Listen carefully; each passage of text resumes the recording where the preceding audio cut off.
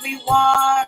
It is us. We are the lovers, and we are back with Love Still Matters after the Vows. Yes. And so, ain't no stopping us now, y'all. Ain't no stopping us now. We are here. We are here on this Tuesday night with you to celebrate and to talk about love, to talk about why it matters, to talk about what is going on with you, with your spouse, with your boo, with your significant other. So we just gonna vibe out to Ain't No Stopping Us Now. All right. So DJ Alexa and hallelujah. All right. So listen, I just want y'all to know, y'all know that we be on Facebook and we be on Ascend and Fellowship of Sons and all of those things. Well, they don't lock the pastor up again in Facebook jail. I am locked up again in Facebook jail. Can you believe me? She, her. Why am I locked up? What did I do? What could I possibly do to be locked up? Well, when you're locked up in Facebook jail, you cannot go live on your page. You cannot go live on any pages that you represent in a group that you are an admin of or any of the above. So we still had our option of YouTube. And so here we are on YouTube on our page, Love Still Matters After the Vows. So listen, I am going to need you guys that come on to click and share this to your Facebook page so that your friends will be able to join on. And as we're talking, I probably will be sending this message out to as many people as possible to let them know that we are on tonight. We are on here tonight. So if there's any kind of crazy spamming going on here, we are a married couple. We are a Christian married couple, and we represent Christian values. So that's just who we are. But tonight we want to talk about the holidays. Hey, how was your holiday? How was your Thanksgiving? How did you enjoy your meal, your family? Last we talked about family dysfunction. Is there any fun in family dysfunction? You want to share? Well, holidays are family time mostly, especially Thanksgiving, where you got everybody coming to that focal point in the family for dinner. You know, y'all seen it on TikTok and in YouTube about the different kind of people that come to those kind of functions. And sometimes it can be stressful. But it's supposed to be a happy time of year. And it's supposed to be a festive thing for family to come together. We have the family dynamic has broken down in America, in an African American family. It seems like we don't come together like we used to. And I don't know if it's been because of COVID, but we don't come together like we used to. And the holiday times, people don't seem to. They want to pick and choose who they want to be around. I can remember back in the day where, in holiday time come, you went to mama's house, you spent time at mama's house, and then you had to break off for a little bit and go by and visit your friends and your loved ones and other people. You know, for those of you who co-parent, you went and saw your kids and whatever, and then you went back to mama's house. But I don't know. Things have changed. And then I know also with inflation in the country, prices of food and gasoline and heating oil, a lot of things have come to change. And we just want to talk this evening about how to try to navigate with as little dysfunction as possible through the holiday seasons. And for those of you who have loved ones that will be absent this season because they have transitioned on, our deepest sympathies, and we pray that you will be in the frame of mind to remember them, you know, to keep them in your heart. Yes, they might not be there physically at the table, but the memory of them in your heart is something that should bring you some level of comfort and some level of warmth, and not a level of anger and despair. Right. And so, unfortunately, during those times, we find ourselves slipping into a depression, right? People find themselves slipping into a depression because they're lonely, because, for a number of reasons, they're missing family members, right? Instead of living life to its fullest potential, we all sometimes tend to suffer or suffer in silence, right? We suffer in silence. And so how do we overcome that this holiday season? I'll turn it over to our wonderful co-host over here. Well, I would like to say this. I firmly believe in my heart that yes, we miss our loved ones. We miss those who we can't call anymore, or those who we can't hug in the physical realm. I know we miss them, but I believe in all my heart, deep down in my sanctified soul, that if they could speak to us from that other side, they would tell us, don't be sad. Enjoy life. Continue to enjoy life. Enjoy it while you can, because life is so fleeting.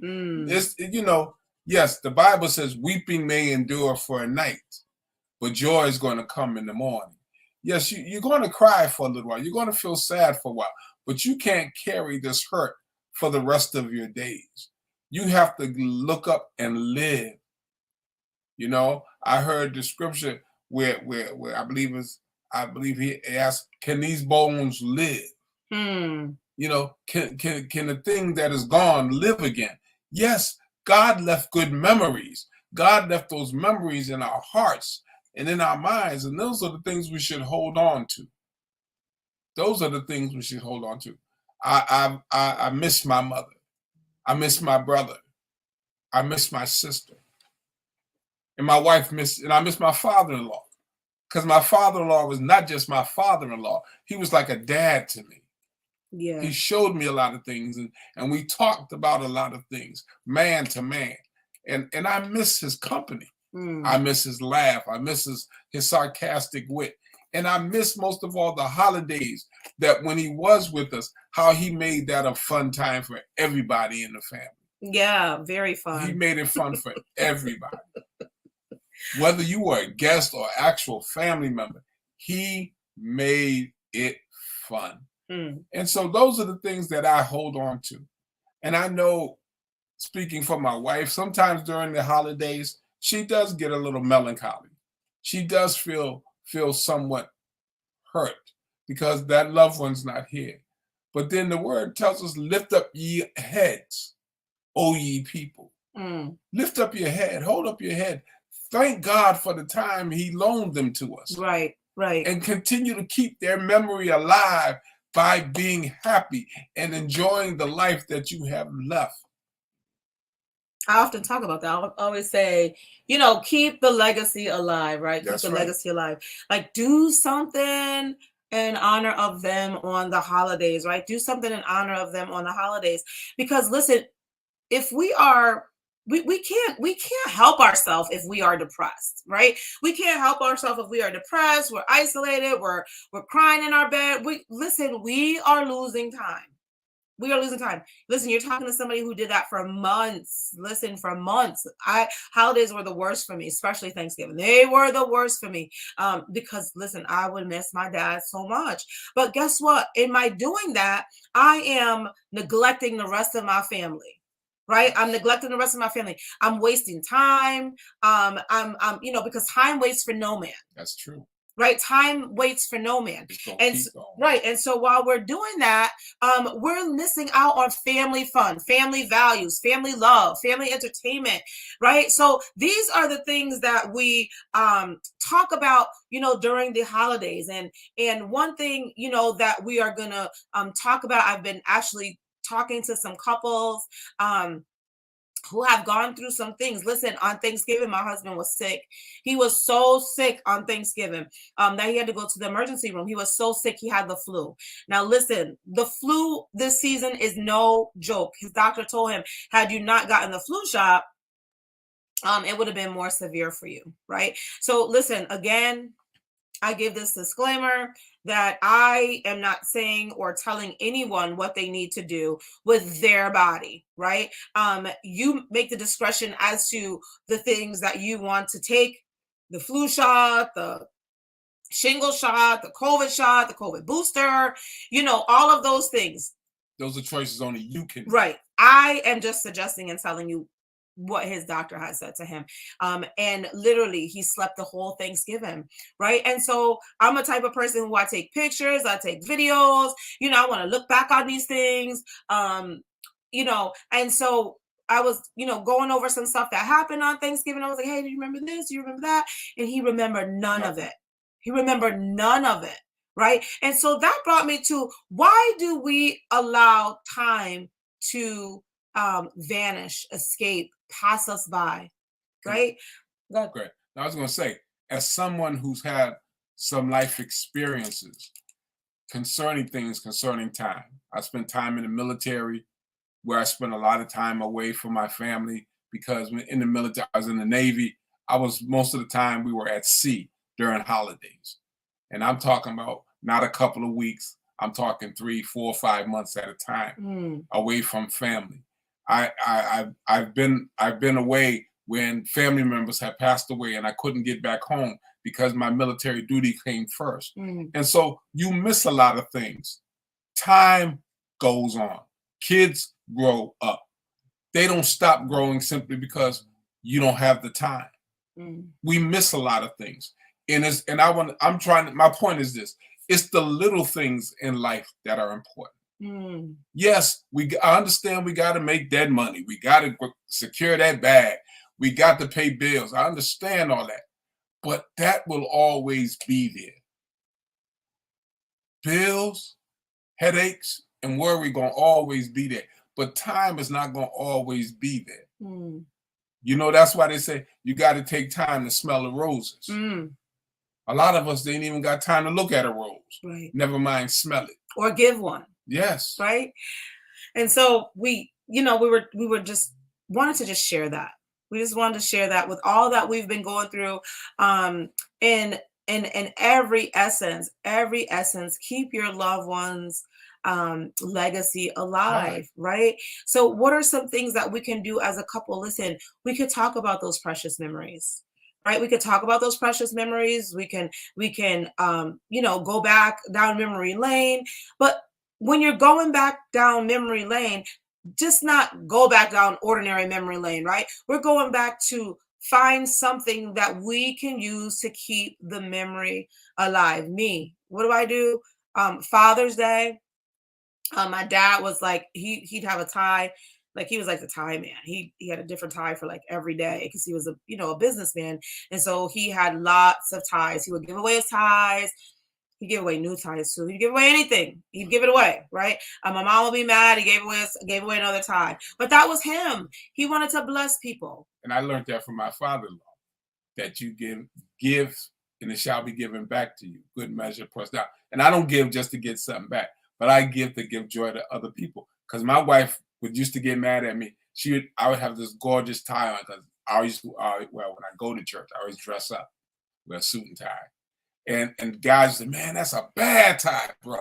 Ooh, that's shot. That tie shot. I said, you like it? He said, yeah. I said, you want it? Yeah. And I would give him the tie. And my wife would be so mad. Why'd you give him that tie? That's a brand new tie. I said, I just wanted to give it to him. I wanted him to be blessed. But sometimes, you just gotta give a little bit of yourself in order to make someone else feel better, to bring a little joy to somebody else. Don't always wallow in that pit of pity. Because I'm telling you, I gotta tell you, like James Brown would say, get up off of that thing and you'll feel better. Seriously, sometimes you just gotta let it go. Okay, they ain't here, but I love them, and I'm gonna live like they would live if they were still here. Right. And so those are things that where your spouse, significant other, your partner, whatever terms you're using this day and age, whatever term you're using. Those are things that you can talk about, right? Talk about. If I'm feeling stressed, if I'm feeling anxious, if I'm feeling anxiety, I'm feeling like I'm in a dark place, my husband shouldn't have to pull it out of me what is going on, right? If they ask, oh, how are you? Are you okay? What's going on? Don't be like nothing. It's best to talk about it. Listen, it's best to talk about it. We say often that when we're younger, we were always taught what goes on in the house stays in the house. You don't tell what's going on with you. And, therapy was frowned upon in the African American culture, right? When we were growing up. But listen, therapy does the body good, because once you talk about it, let it out, you're done, not done with it, but it releases you. Releases some of the pressure. Right? It releases some of the pressure. You're not under that vow of constantly worrying, constantly thinking about something you really can't control. Right. Same thing with prayer. Prayer is essential, right? And people are like, oh, well, Pastor, I don't know how to pray like you, or I don't pray like the people at the church, or I don't pray like overseer. Listen, your prayer language to God is just a conversation with him. That's all. The same way you call people up on the phone. Nobody had to tell you how to talk on the phone. Nobody had to teach you how to get on the phone and talk to somebody. I mean, they might have said, well, you say hello, but we learn from watching people, right? We learn from watching. We learn from watching our parents, right? Your parents, a lot of parents would be like, get over here and this is how you going to pray to God, right? In the Bible, it gives us some different measures on how to pray. But a prayer is just a simple conversation with the Lord, right? And sometimes we need to let him know, although he knows these things, we need to come to him and be like, Father, you know what? Today I'm feeling overwhelmed. I'm feeling stressed. I'm feeling anxious. I'm feeling lonely. I'm feeling like I'm in a dark hole, Lord, and I need you to remove these things from me. I want to be in a place where I'm experiencing happiness, where I'm experiencing joy. Listen, I had a conversation with a lady today, a married woman, and we were talking, and she was talking about how she, was doing some overtime, and she had made a certain amount of money, and she was like, what, I wish this could be the amount that I bring home all the time, not the amount that I have to do from working 60 and 70 hours in overtime. She was like, I tell you what, Pastor Stacey, you're not going to believe this when I tell you. I said, oh, I'm going to believe whatever you tell me. And she said, it was like a month later to the day that I said that my boss gave me a raise. He said, he called me and he said, I've been doing so good on my job. He wanted to give me a raise. She said, I didn't know how much he was going to give me for the raise. She goes, but when I got my check, it was the amount that I made working regular 40 hours, what I have made working 60 and 70 hours. Listen, God is here to hear you. He is here to hear what your need is. A couple of Sundays ago, I preached a message, or spoke about a message. And the message was, I shall not want. Simple. I shall not want. Right? And so God is our provider, just like this is my husband. I shall not have to want for love. I have a man who's supposed to love me. Right? I shouldn't have to pull love out of him, right? Because he loves me. I shouldn't have to pull love out of him like that. Right? We came into this agreement together. We entered into this marriage together, and we took vows. We talk a lot about love still matters after the vows, but we don't really get into it. People think that my wedding or my marriage is the wedding ceremony, the reception with my friends. No, that's just what it is. It's a reception. Well, yeah. And as we talked about before, that you don't understand the ceremony itself is you entering into a public contract with his family, your family, and all those people that are there at their wedding ceremony. They're witnessing a public contract. And that's what we don't understand. It's a binding contract. It's a lasting contract to, as the word say, to death do us part. Yes. That's the only way the contract can be broken or should be broken. And so because of that, and there's things in the contract that we don't fully understand we must do. Being in love is not just a feeling. Being in love is an action. Because love is an action word. The word of God says love covers a multitude of sins. Mm. Does your love cover the sin that or the hurt that your husband gave to you or your wife gave to you? Does your love cover that hurt, or does it keep it going? There are things we don't understand about loving and how to love that causes us so much pain. Mm. It causes us not to be families that can work together and be happy together and be blended together. And because of that, the family falls into dysfunction. It falls apart. And we wonder why things are falling apart. We wonder why our kids don't want to sit down and have dinner with us anymore as a family. I wonder why our kids don't want to talk to me about what they're going through. Because, kids will always say, oh, but you don't understand. Mm. They think we don't ever were a kid. Ooh. We don't ever grow up. Listen, my great-grandmother used to always say to me, honey, the only thing that's changed is music and clothes. Everything else is still the same. Worryation is still worryation. Pain is still pain. Hurt is still hurt. Don't nothing really change in lifetime. Just like kids now, they listen to rap. They still listen to rap music. Trap music now. Whatever they call it. They have their style of music. When I was growing up, we had R&B. We had our style of music. We had rock and roll. And our parents used to think that was some crazy stuff. Mm. But life still goes on. That's my point. Mm. Certain things change slightly, but it is still the very basic thing of living. Mm.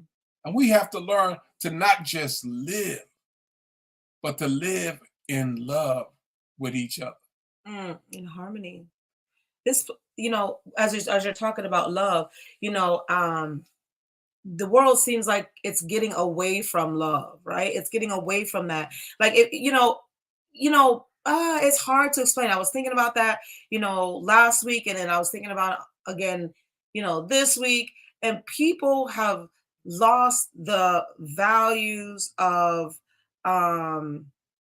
just lost the values of family, mm-hmm. right? They've lost the values of courtesy. Wait, can I talk about why is there still flies?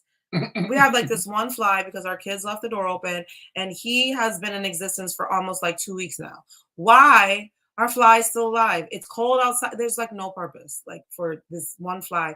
He is annoying, right? God has been dealing with me about distractions, learning how to ignore distractions. Literally, I was on a whole Zoom call, and this fly's mission was to annoy me for 45 minutes. 45 minutes he wanted to annoy me. I had to literally ignore him because, you can't be on a business meeting like, swatting at this one little fly. And literally, he would come bzz, bzz, bzz, both sides of my ear. So finally, I had to tune him out. And a lot of times that's what we have to do in life with distractions. Yes, because listen, you find yourself getting up into a spiritual upbeat or get yourself into a mode of joy and happiness, and you seem like you're on the right road, but here comes something to distract you, to bring you down, to take you back, to get you off of your kilter, to get you off of your game, right? This is where, as a couple, right, we ought to be able to recognize the signs. Hey, I'm looking at him and something don't look right with him. I'm looking at her and something doesn't look right with her. As a couple, we should be able to identify what is going on with the other individual. A lot of times we are so caught up in self where we don't understand, or we don't see, or we don't acknowledge, or we miss the signs. Or we do this. Baby, what's the matter? You okay? You don't look right. And the person will say, I'm fine. We just take it as, okay, I ain't gonna push it. They don't want to talk. But sometimes you gotta let it go. Yeah. It's like fishing. You can feel a fish on the line, but you don't reel them in right away. You play with them. You let them tug at a little bit. You let them go out a little bit. Then you reel them in a little more. It's the same thing. And soon you have caught what you need because now you say, baby, you want to talk about that now? You feel like talking about that? Because we don't always want people to know when we're not at our best. Okay? And I'm one for that. Are you really? Yes, you know I am. Oh. You know I be trying to hide. You be trying to hide? I be trying to hide. Like hide and seek? Yeah. Okay. I be trying not to let my wife know when I'm not at my best. Because, see, I just don't like her to think that I'm not at my best. So I will do things. I will continue to push myself. But why do you do that? That's not being honest. That's not being open. It's not being honest. Well, it's not even being thoughtful or considerate. Because if your spouse already knows that you're not feeling well and they could tell and they're looking at you and you're like trying to, be honest because that person's already worried about you. I understand that. And that's the thing. I know you're worried about me. But you have a tendency that when you know that I'm not at my best, that, okay, it's time for you to go somewhere and sit down. And I'm not a sit-down person. Well, sit down. I'm not a sit-down person. I have to get up and be doing stuff. I'm an active type of person. No, go sit down. I have to do stuff. And like I try to tell my wife, I know how far I can push me. But what happens when you don't sit down and you end up in the hospital? Now you're laying down. You're laying down. That's lesson learned. How many of them lessons you learned? Being transparent. I don't push myself that much where I have to always end up in the hospital. I know, but I'm just saying though.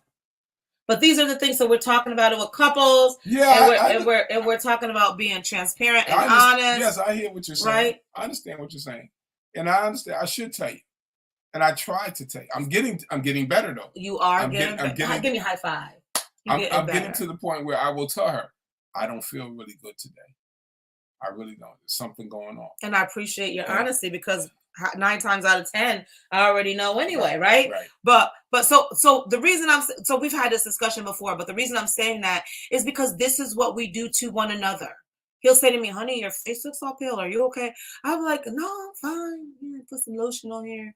Put some, hydrating cream on here. Instead of me saying, you know what, I'm just not feeling up to par today.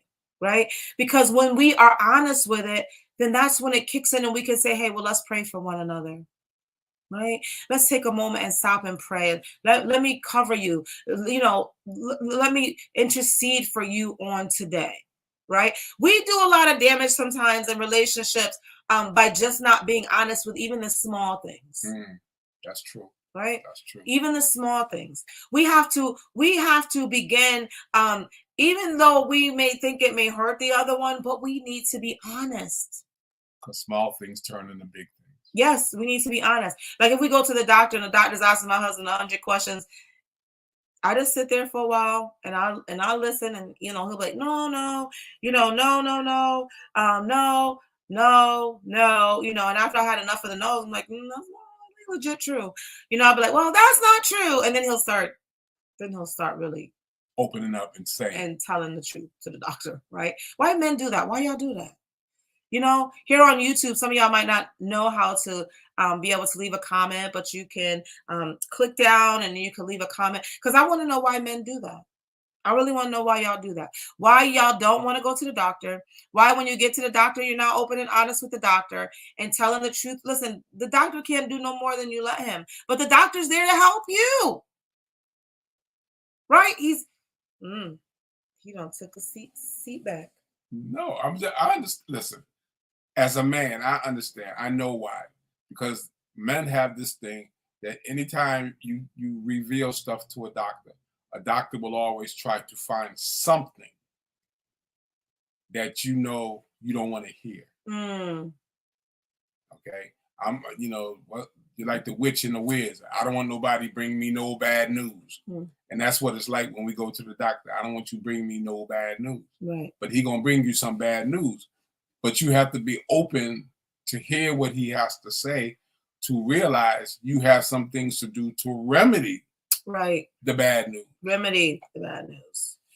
And I'm learning how to do that. We need to govern our atmosphere. But that's for another show, people. It is now 9:00. We thank you so much for joining us on Love Still Matters After the Vows with your host, Stacey and Ray. And we are so excited that you found us here. Listen, I was so surprised. Listen, although I know that we are on here, tonight I went through and I was like, oh my God, look at this show. There was a show that my mom was on, and we got to get her back on. We got to get her back on. She has a computer now. My mom is like getting up there in the computer age. She's getting techno savvy. So anyway, she has a computer. I'm going to send her a link and have her on here, along with in 2023 more guests. We are going to have more guests in 2023. Hey, listen. But go through those videos. Are you sure? No, go ahead.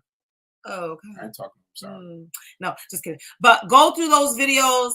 There's a lot of videos there. Go through those videos and listen, and invite somebody to watch them. If you know there's a young couple, a single individual, somebody who's looking for love, thinking about one day I want to be married, have them go through and scroll through those Even episodes. Someone that's in a relationship, right, and they're struggling. Send them. You can click share and send it to Messenger to your friend. You can click share. You can even send the link through to your text message. You can send the link a number of ways. So listen, share these on your page. Click like and share, subscribe to our page, Love Still Matters After the Vows. Click the little bell. It'll notify you when we are on. And you know, I'm gonna, you know what's so funny? And we're about to go though. Seriously, we're about to go. Mother's Day, we were over at my bonus dad's house, and I don't know how he must have clicked on one of the links or something like that. We were watching it on TV, and we were all into it too. We're like eating dinner. We're like all into the show. I was like, oh my God, we on TV. You know, that's just me if y'all know me. But anyways, share them with your friend. Check them out. Watch some of the rebroadcasting, or some of the ones that's there. They can be beneficial to a friend. If you're ministering to somebody, invite them there to be able to go and watch the lives, the repeats. All right. And can I add this? If you have any questions or your friends have questions, inbox us with your question, or come onto the program and type in your question. We don't mind. We would love to answer your questions. We're here to try to help. We're not here just to try to be Facebook, YouTube celebrities. We just here to try to help people. Content creators. That's it. Well, we ain't even trying to create no content. We're just here to try to help. We believe God has called us to minister to couples who need to learn. Oh, influencer. Oh, influencer. Influencer. Okay, that's a word. There's a content creators and influencers. Okay. So, yeah. But send us your comments. Send us your questions. You know, that whatever it is, we want to try to be able to interact with you and answer and communicate back with you and talk about these things. Because listen, it's with a dialogue things get changed. Nothing happens if people don't talk about it and get dialogue. So we will see you next Tuesday, same place, same time, 8:30 Eastern Standard Time, and we will be on YouTube. And next week we will also be on Facebook Live under Love Still Matters After the Vows. Ray and Stacey, it'll be Ray and Stacey Birdsong, Love Still Matters. So look for us, friend us on Facebook. We will have another page because I am so tired of Facebook putting me in jail. Yes. Without any bond, but this is the last time. So we're going to create a page, Ray and Stacey Birdsong, the Lovebirds, and you can find us there. You can find us here on our YouTube page, Love Still Matters After the Vows. All right, everyone, be blessed. Thank you so much for tuning in. We love you. We will see you soon. Don't shop too much. All right. God bless.